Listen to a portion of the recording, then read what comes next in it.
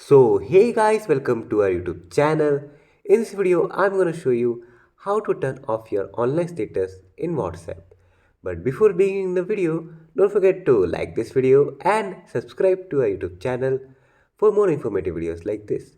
And don't forget to hit the bell icon so you won't miss any update. So let's begin the video without any further ado.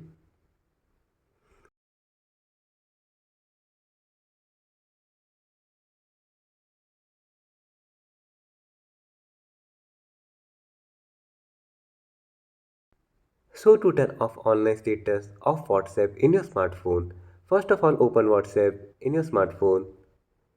Here in the top right corner you can see an option of three dots. Click on that three dots option and go to the settings. Here you can see an option of privacy. Click on privacy and go to the last seen and online. Here you will be able to see two options, who can see my last seen and who can see when I am online. If you just want to hide your last seen, just click on nobody on who can see my last seen.